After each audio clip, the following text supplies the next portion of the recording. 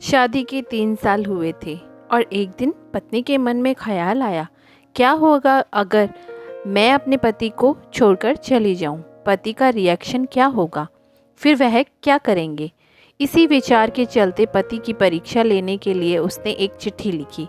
उसमें लिखा, आपके साथ रहकर बोर हो गई हूँ, मुझे अब इस गृहस्थी में कोई लगाव नहीं है, मैं तुम्हारे साथ एक पल भी नहीं रह सकती, इसलिए मैं तुम्हें और इस घर को छोड़कर जा रही हूँ।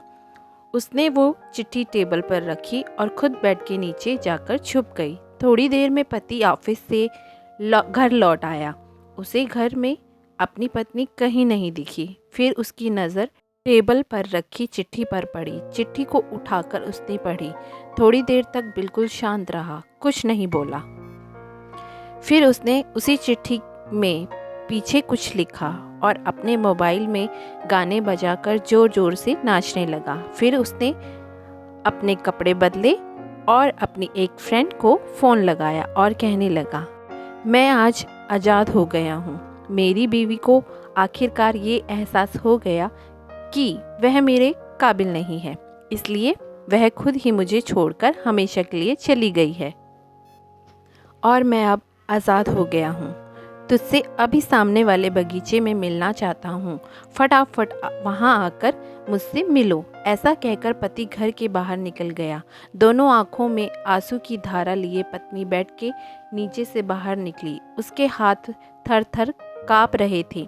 काँपते हाथों से उसने टेबल पर रखी वो चिट्ठी उठाई और पढ़ी, जिसमें पति ने लिखा था, अरे पगलेट, तुम्हें तो ठीक से छुपना भी नहीं आता।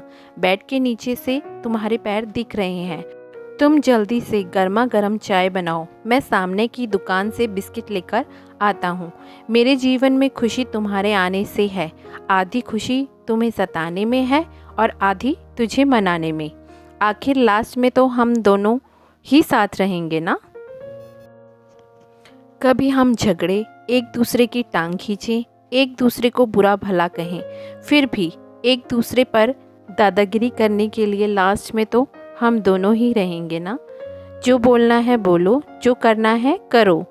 जब चश्मे गुम हो जाएंगे तब एक दूसरे के चश्मे ढूंढने के लिए लास्ट में तो हम दोनों ही रहेंगे ना।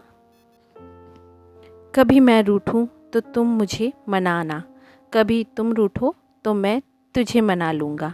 एक दूसरे को लाड लडाने के लिए आखिर में तो हम दोनों ही होंगे ना।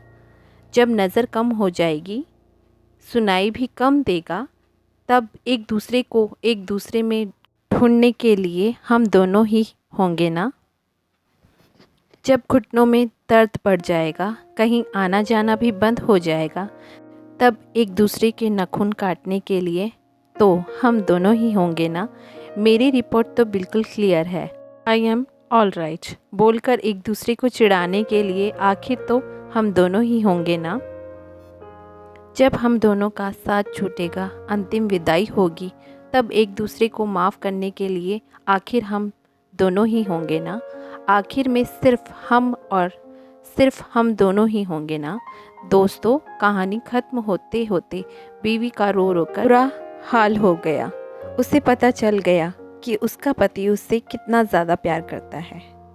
और हमें भी अपने अपने जीवन साथियों को बहुत प्यार करना चाहिए। अगर ये कहानी आपको अच्छी लगी हो तो प्लीज़ मुझे सपोर्ट कीजिएगा। हम फिर से मिलेंगे एक नई कहानी के साथ। धन्यवाद।